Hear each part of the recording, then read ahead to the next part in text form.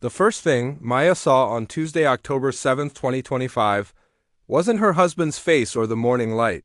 It was the harsh electric blue glow of her phone screen. It was 6:32 a.m. in their Brooklyn apartment, and her thumb had already found the familiar path tap, swipe, scroll. A Slack notification from her manager, Mark, sent at 11:47 p.m. Maya, can we circle back on the Q4 projections? Her stomach tightened before she was even fully awake. Next was Instagram. A former college roommate was in Switzerland, hiking a pristine mountain path. Then the news headlines. Something about AI, something about the stock market dipping, something about a political argument that felt like it was on loop. The mental noise began. It wasn't loud, not at first. It was a low, persistent hum in the back of her skull, like the refrigerator's motor you only notice when it finally stops. By the time her feet touched the cool wooden floor, her internal inbox was already overflowing with other people's agendas, other people's highlight reels, and a world of problems she couldn't solve. This was the routine. The silent, frantic scrolling in the pre-dawn dark. The smell of yesterday's coffee still faint in the air. The sound of her own heartbeat already a little too quick. She'd brew a new pot, the bitter scent filling the kitchen, and open her laptop at the small table by the window. The plan was always the same: get a head start before the 9 a.m. stand-up. But by 7:15 a.m., she'd have 17 browser tabs open. One for the projections. Mark wanted another for a competing company's pricing page, another for an article titled, "The Future of Digital Marketing in 2026, which she read 2 paragraphs of before a new email dinged and pulled her away. The workday would unfold in a blur of half-attention. The 10 a.m. Zoom call where her camera was on, but her mind was replaying that awkward thing she'd said in yesterday's meeting. The 1 p.m. lunch eaten at her desk while watching a tutorial on a software she'd probably never use, then it would hit. The 3 p.m. crash, a wave of thick mental fog would roll in. Her eyes would feel dry and grainy like she'd been walking through sand. Her lower back would ache from slouching. She'd look at her to-do list, the one she'd made so neatly at 8 a.m., and it would feel written in a foreign language. The words were there, but the meaning, the connection, was gone. She'd spent 7 hours working, but if you asked her what she'd actually done, she'd just wave a hand at the screen and say, "Stuff?" The worst part was the feeling that followed her home. It was a phantom weight on her shoulders. She'd stand in front of their stainless steel fridge after dinner, not really hungry, and just stare. The cool air would wash over her. She'd hear the distant, constant sirens of the city, a soundtrack to her own low-grade anxiety. She was physically present with her husband, Leo, watching a show, but a part of her was still back in a Slack thread, crafting a reply or worrying about next quarter. She was renting out space in her own head to everyone and everything, and she was too exhausted to be the landlord. One Thursday evening, after another day that had vanished into the digital ether, she was scrolling through TikTok. A clip came up. A calm-faced man was talking directly to the camera. He said, "What if your biggest problem isn't your job, your schedule, or your phone, but your relationship with your own thoughts?" Maya almost scrolled past. Another self-help guru. But something made her pause. The word relationship hooked her. She had a relationship with Leo, with her parents, with her friends. She'd never considered she had one with the voice inside her head, and if she did, she thought, it was pretty toxic. That voice was a relentless taskmaster, a worried critic, a jealous onlooker all rolled into one. The man continued. You believe a lie. The lie is that this feeling of being mentally hijacked, this chaos, is just how it is now, that this is the price of modern life. You think you need a new job, a new app, a new routine? But what if you just needed a new perspective? And what if it only took 3 minutes to prove it to yourself? 3 minutes, that was nothing. Less time than she spent waiting for her coffee to brew. Less time than it took to watch 2 of the TikToks she'd just mindlessly consumed. A tiny rebellious hope flickered. What if the walls of her mental prison weren't made of brick, but of something far thinner? Something she could actually see through? She saved the video. That night, lying in bed, the room dark except for the faint orange streetlight glow bleeding through the blinds, she felt the familiar parade of thoughts. Did I send that email? I need to call my mom tomorrow. Why did Mark use that tone? I should really start going to the gym. Am I falling behind in my career? Asterisk, it was a crowded, noisy room in her mind, and she was trapped in the middle of it. She remembered the 3-minute idea, a tiny crack in the wall of her routine. She didn't know what was on the other side, but for the first time in a long time, she felt a simple, human curiosity. Not a frantic need to fix herself, just a wondering. What if the door wasn't even locked? Tomorrow, she decided. Not a grand plan, not a life overhaul, just 3 minutes. She would find out if the lie she'd been living was really the truth, or if there was a sliver of space, a breath of quiet waiting for her on the other side of that blue morning light. Maya's 3-minute experiment started like so many good intentions with total failure. The next morning, October 8th, she sat on the edge of her bed, phone timer set, and closed her eyes. The instruction from the video was simple. Just notice your breath. Feel the air coming in, feel it going out. Immediately, her brain revolted. It was like a toddler who'd been given a gallon of espresso. Asterisk, you're doing this wrong. Is my back straight? I think I hear Leo in the kitchen. Did I pay the electricity bill? This is so stupid. My neck itches. I'm already bad at this. Asterisk, the thoughts weren't whispers. They were shouts. Each one felt like a command. The thought about the electricity bill carried a zap of anxiety as she felt her shoulders creep up toward her ears. The thought about doing it wrong brought a hot flush of shame to her cheeks. She was fighting a war in the dark and she was losing. When the timer chimed, she opened her eyes, feeling more stressed than when she started. This was the peace everyone talked about? It felt like a trap. This was the pattern. She'd heard about meditation for years, the 20-minute sessions, the apps with calming forests, the promise of a clear mind. She'd tried it all. In San Francisco, back in 2022, she'd even gone to a mindfulness workshop at a trendy co-working space. The instructor told them to empty their minds. Maya sat on the bamboo floor, trying with all her might to shove her thoughts away. The more she pushed, the louder they became.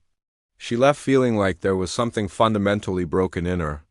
Everyone else seemed to be floating out serene and zen, and she was carrying the same noisy, cluttered brain home. She decided she just wasn't a meditation person. The problem, she believed, was her inability to control the chaos. But what if the problem wasn't her? What if it was the instruction? The lie she believed, the trap so many of us fall into, is this: asterisk, asterisk, my thoughts are reality. To feel better, I must control and fix my thinking. Asterisk, asterisk, we think the goal is to stop the storm of thoughts, so we fight them. We argue with the worried ones. We try to drown out the critical ones with positive affirmations. We treat our own minds like an enemy that needs to be subdued. This is called fusion. You are fused with your thoughts, tangled up in them, believing every single one is a truth, a command, or your identity. When the thought says, you're going to fail, you feel the full-body dread of actual failure. You're in the glass box, and the words etched on the walls aren't just words, they feel like your entire world. Let me tell you about Alex. Alex isn't his real name, but his story is perfectly real. He's a product manager in Austin, and by all accounts a high achiever, but inside he was running on fumes. He decided to get serious. He downloaded a popular app and committed to 20 minutes every morning. His goal: clear his mind, to achieve focus. Every time a thought about work, a memory from yesterday, or a planning for tomorrow thought popped up, he saw it as a failure. He'd get frustrated, think, there I go again, messing it up, which was, of course, another thought. His meditation became a 20-minute session of self-criticism. He was trying to use his thinking to fix his thinking. It was like trying to put out a fire with gasoline. After 2 weeks, he quit. He labeled himself undisciplined. The villain, he thought, was his own lack of willpower. But the real villain was that false belief, that he needed to win the war inside his head. Imagine that glass box for a second. The walls are clear but strong, and etched all over them are the thoughts. Imposter. Too late. They'll find out. Overwhelmed. You're inside. You see the words and you believe you are those things. So you push against the overwhelmed wall with all your strength. It doesn't budge. You slam your shoulder into the imposter wall, exhaustion sets in, the air gets hot and stale. Your breath fogs up the glass from the inside, making the words look even bigger, even more real. The trap isn't the thoughts themselves. It's the fighting. The exhausting, endless battling against the walls of your own mind. Now, here's the turning point. The first glimpse of what if the goal wasn't to stop the thoughts or break the glass? What if the goal was simply to see the glass? To notice the etching? To read the word worry and think, look at that. There's a word worry on this wall. Instead of being consumed by the feeling of worry itself, this is the radical shift. It's not about changing the content of your mind. It's about changing your asterisk relationship asterisk to that content. Harvard neuroscientists got really interested in this. They weren't just looking at people who could sit still for a long time. They were looking at what actually created mental resilience. They found that this state of awareness, where you see your thoughts as just thoughts, has a real physical signature in the brain. It's linked to a quieter default mode network. That's the part of your brain that runs the story of me, loop rehashing the past, worrying about the future, comparing yourself to others. When you're fused, that network is like a hyperactive, stuck record. But when you simply observe a thought, without buying into its story, that network calms down. The energy it was using to fuel your anxiety suddenly becomes available for focus. For calm? For you. Maya didn't know any of this neuroscience on that October morning. All she knew was that she felt defeated. But later that afternoon, during the dreaded 3 p.m. crash, she remembered the man's other phrase, relationship with your thoughts. She was at her desk, the glare of the spreadsheet making her eyes throb. The thought arrived, clear as a headline, asterisk, you're never going to finish this, and Mark will be disappointed. Asterisk, usually, that thought would trigger a whole movie Mark's frowning face, a bad performance review, financial stress. She'd feel a knot form in her stomach. This time, she was so tired of fighting that she did something different. She didn't argue with it. She didn't try to replace it with, I'm capable. She just noticed it. She said silently in her own tired voice, oh, that's a judging thought. She didn't say, I am judged. She said, there's a judgment. It was a tiny, almost invisible shift, but for a split second, it was like the thought was on a screen in front of her, instead of being the room she was sitting in. The knot in her stomach didn't magically vanish, but it loosened, just a fraction. She took a breath, and the breath felt a little deeper. That was the crack. Not a blast of light, not a sudden revelation of peace. It was a single hairline fracture in the glass. A hint that there might be a way to exist inside this busy mind of hers without being its prisoner. She had spent so long trying to be the commander of her mental army, shouting orders at the chaos. What if her real power wasn't in command, but in witnessing? What if the door out of the trap wasn't a door you had to break down, but one you simply had to notice was already unlocked? The walls were still there, the words still etched, but for one fleeting moment, she had seen them for what they were. Just walls, not her entire world. And that changes everything. The morning after Maya noticed that single thought, October 9th, felt different. Not easier, but important. The same blue glow from her phone lit the room at 6:33 a.m. The same list of notifications waited. But last night, this tiny moment, that simple act of naming a thought instead of becoming it, had left a faint imprint, like the ghost of a fingerprint on glass. She didn't feel motivated or inspired. She just felt curious. Could she do it on purpose? She pulled her pillow upright against the headboard, the linen cover cool against her back. Outside, a garbage truck beeped its way down the Brooklyn street, a familiar Thursday morning sound. She opened the timer app on her phone, her thumb hovering over the screen. The old ambitious part of her brain whispered, do 20 minutes, be a hero. She ignored it. She tapped in 3 minutes, 180 seconds. That was the deal. That was all. She pressed start and closed her eyes. The chaos began instantly, a roaring river of mental noise. I should have put the laundry in last night. My left knee feels weird. That meeting at 10 a.m. is going to be a disaster. This is pointless. Am I breathing right? This was the resistance. It wasn't peaceful or quiet. It was a loud, messy, and deeply uncomfortable internal rebellion. Her mind was throwing a tantrum, demanding her attention back to its favorite dramas. But this time, she remembered the crack. She had a new tool, a single, simple word: noting. The idea wasn't to stop the river, but to stand on the bank and name what floated by. When the worry about the 10 a.m. meeting surged, she didn't jump into the water. She whispered silently in her mind, worrying. She didn't say, I am worried. She labeled the activity, worrying. It felt clumsy, like trying to call a wild animal by a nickname. The thought about her knee, feeling. The thought that this was pointless, judging. Each label was a small act of defiance. She wasn't fighting the thoughts. She was quietly sorting them. It was like untangling a giant knot of old necklaces, not by yanking, but by gently finding a single loop and following it. Her breath was the anchor, the thing she kept coming back to. The inhale, slightly chilly in her nose. The exhale, warmer. The gentle rise and fall of her chest under her old t-shirt. About a minute in, the itch came. A fierce, maddening itch right between her shoulder blades.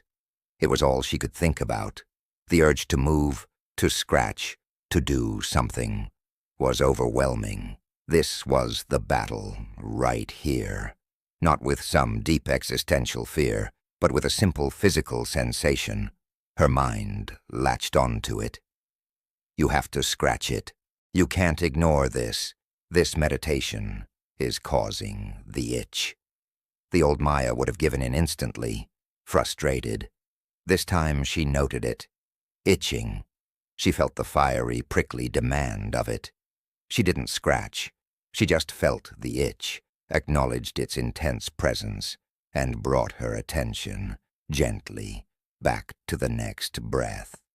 It was perhaps the hardest thing she'd done all week. For 5 long seconds, the itch was the center of the universe. And then, like a wave that had crested, it began to fade. Not completely, but enough. The victory was microscopic. It wasn't that the itch disappeared. It was that she didn't let it command her.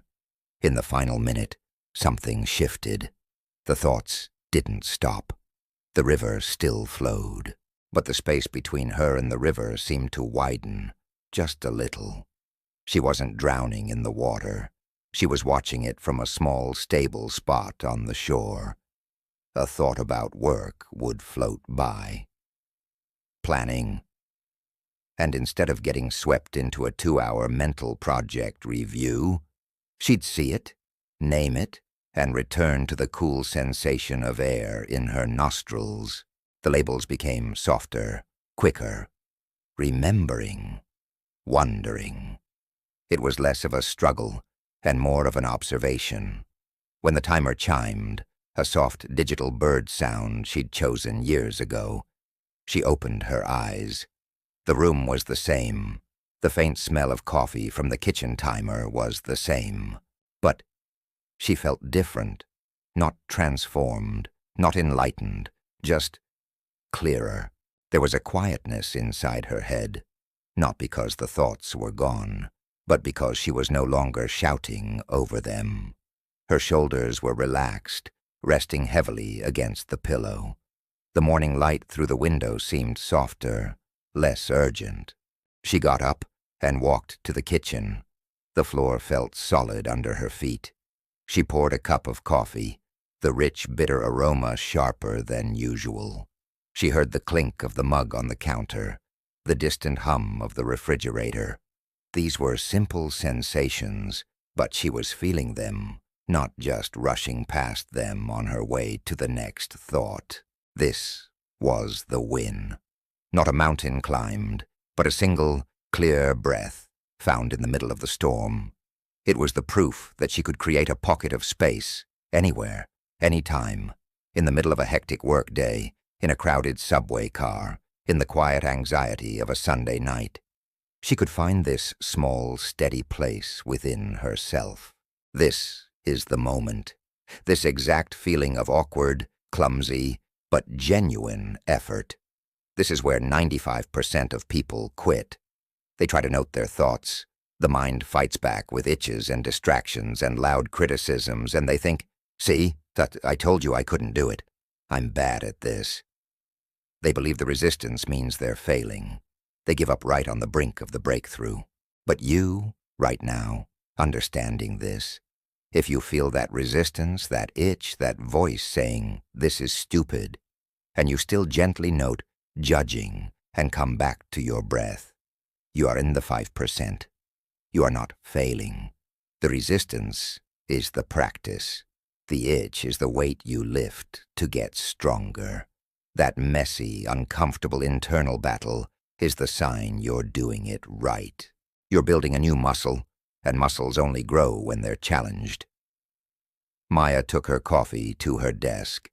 The to-do list was there. The Slack icon already had a red notification bubble. The world was just as demanding as it had been 3 minutes before. But she was different. She had, for the first time in years, given herself a true break. Not a scroll through her phone, not a distracted snack, but a real, honest-to-goodness mental pause. She had created a crack, and through it, a sliver of light had gotten in. She knew the thoughts would return with a vengeance. The 10 a.m. meeting would still be stressful. But now she knew something essential. She didn't have to live inside the chaos. She could visit, notice the weather, and come back home to herself. And that, right there, is the most powerful kind of freedom there is. It starts not with a roar, but with a single, whispered note. The victory of that single clear morning felt real. But Maya knew enough about life to know that feelings are fickle. Inspiration is a great starter, but it's a terrible fuel for the long haul. The real work, she realized, wasn't in having a breakthrough.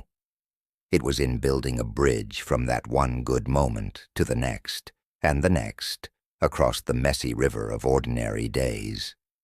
This was the daily war, and it wasn't fought with grand declarations. It was fought with tiny, almost invisible anchors. She didn't make a big plan. She just created 3 simple hooks for her day, each 3 minutes long. She called them her 3x3 anchors. The first was the morning anchor. Before her feet even touched the floor, before she even thought about looking at her phone, she'd do her noting practice. Just 3 minutes of naming the thoughts as they blasted in. Worrying about the day, remembering yesterday's awkward email, planning the grocery list. Some mornings it felt smooth. Other mornings, like on October 12th, it was a foggy mess. Her mind felt thick, and the only note she could muster was a grumpy, thinking. But she did it. The rule was simple. Show up. Don't be good. Just be present. The second anchor came around 2:55 p.m., right when the old 3 p.m. crash used to hit. Instead of reaching for a sugary snack or doom-scrolling through LinkedIn, she'd do a sensory check-in.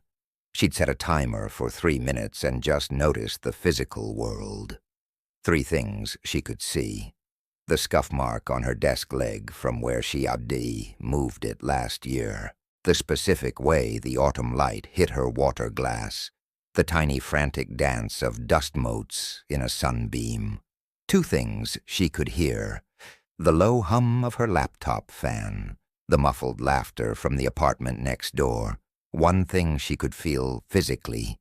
The soft, worn fabric of her sweater against her wrist. or the solid pressure of the floor under her feet. This wasn't about emptying her mind. It was about filling it with the real, tangible world, yanking her attention out of the abstract worry and into the present. It was a reset button for her senses. The third anchor happened in the evening around 8 p.m. while she was washing the dinner dishes. She called it the story checkout. As her hands moved through the warm, soapy water, she'd name the 3 biggest thought stories that had run through her head that day. Not the individual thoughts, but the themes. On October 15th, they were the I'm Behind story, which had played on a loop from 11 a.m. to 1 p.m., the They Don't Like Me story, which popped up after a brief, terse Slack exchange, and the What's My Purpose story, which ambushed her while she was folding laundry. Just naming them took the power out of them. They were just stories, not truths. The warm water on her hands, the clink of plates, became the real experience, while the stories became background noise she was simply observing. Of course, she missed days. On October 20th, she had a huge presentation. She woke up with her heart already racing, grabbed her phone to check one last statistic, and the morning anchor was forgotten by 6:35 a.m.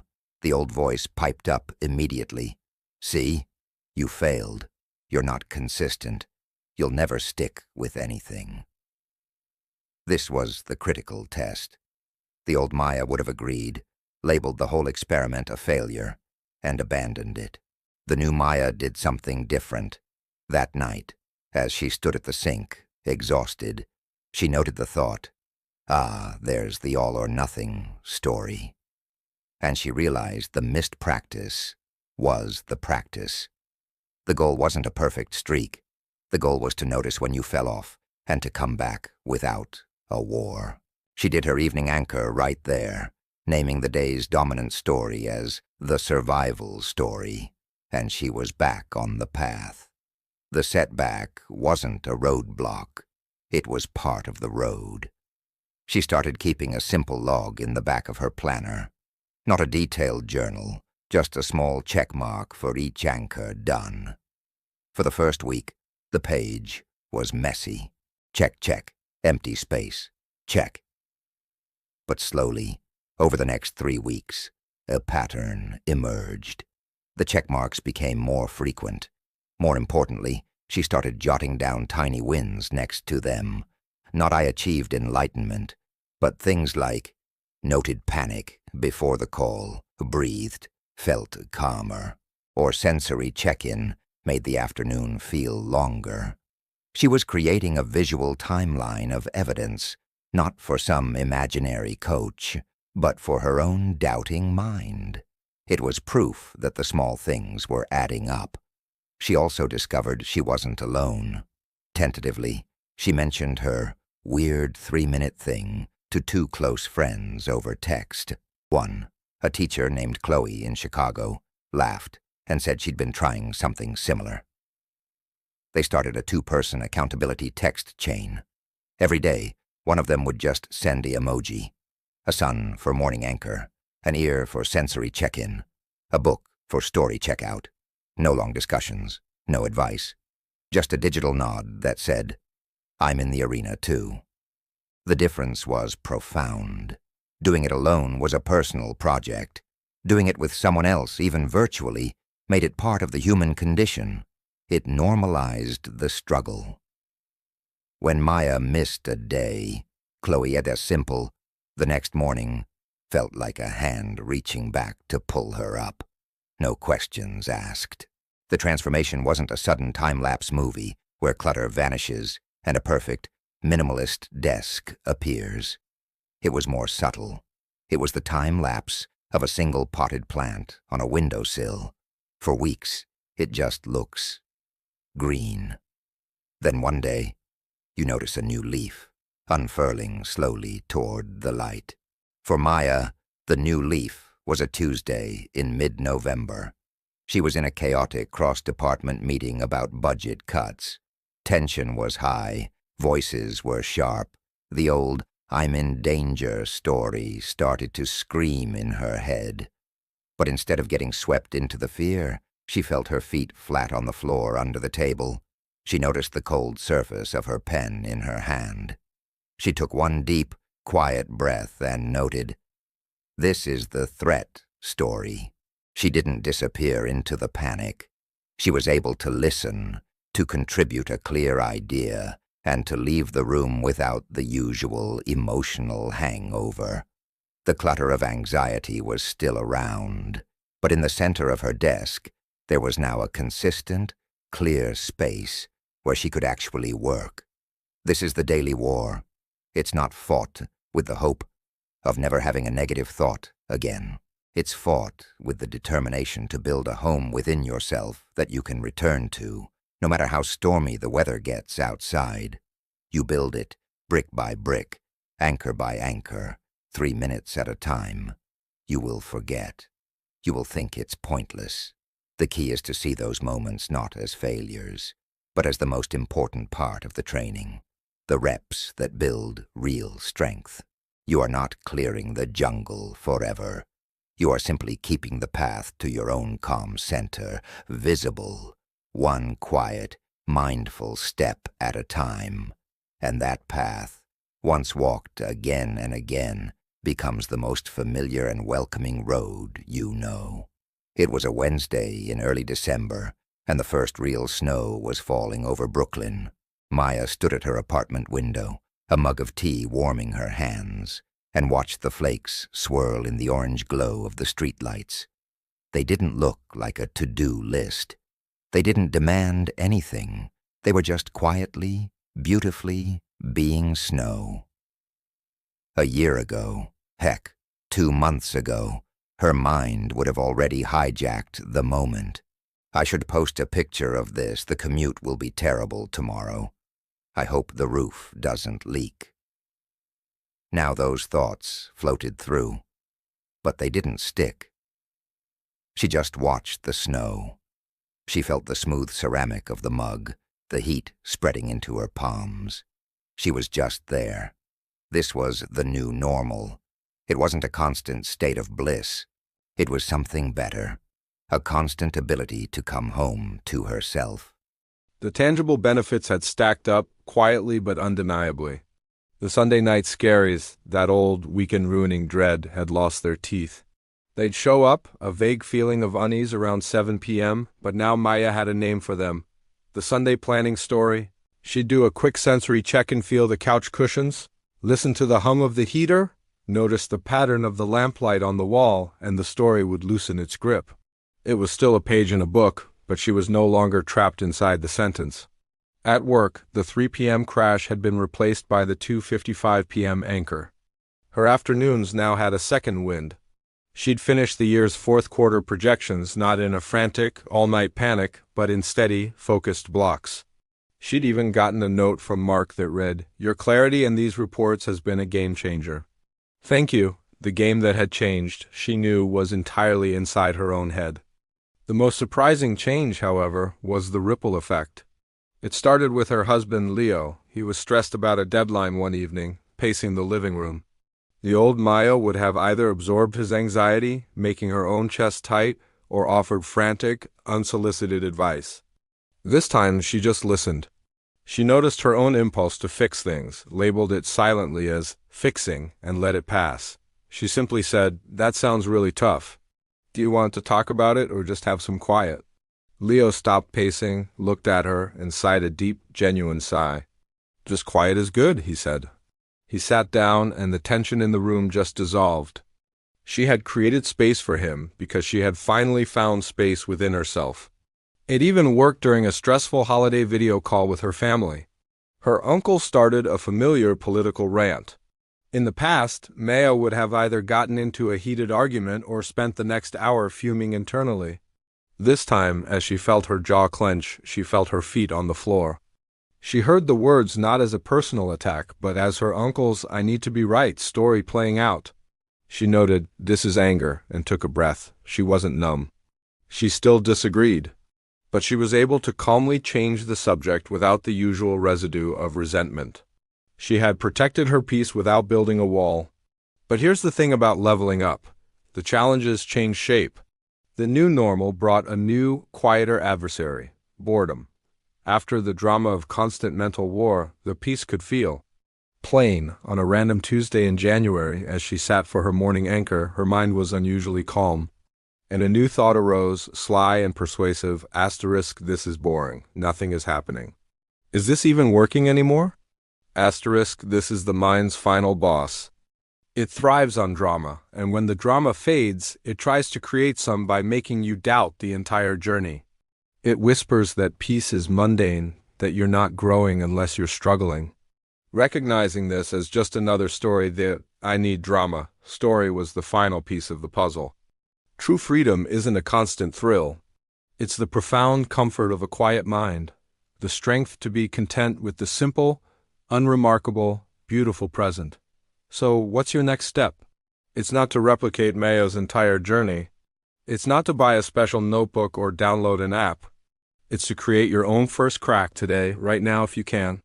Here is your specific, actionable call. Put down your phone for a moment. Just set it aside. Sit wherever you are. Set a timer on your watch or your oven, or just guess for 3 minutes. Your only job for these 3 minutes is this. Notice the next thought that pops into your head. Just one, when it comes, whether it's "this is silly" or "I'm hungry" or "what's that noise?" Silently give it a simple, gentle label. Say in your mind, thinking or worrying or hearing, then bring your attention to your breath. Feel one inhale. Feel one exhale. Then wait for the next thought and label it again. That's it. You're not trying to achieve quiet. You're just practicing being the one who notices the noise. Do this once today, just one 3-minute anchor. That is how you step out of the war and become the witness. That is how you start. Imagine that glass box from earlier. The walls are still there, the words still etched. But now, you're not pushing against them. You've put gentle, clear labels on them. Fear, planning, memory. You can see them for what they are, just thoughts made of the same stuff as a cloud or a passing breeze. You can see the world beyond them. And then, with the simple, profound courage of someone who knows their own mind, you take a step. And you walk right through a wall that was never really solid to begin with. It parts like mist. On the other side is not some magical land. It's your own life, happening right here. The taste of your coffee, the sound of the wind, the feeling of your own breath, steady and alive. You've come home. And the door, you now realize, was always open. You just needed to see it. Your journey starts with a single 3-minute glance in that direction. What do you see?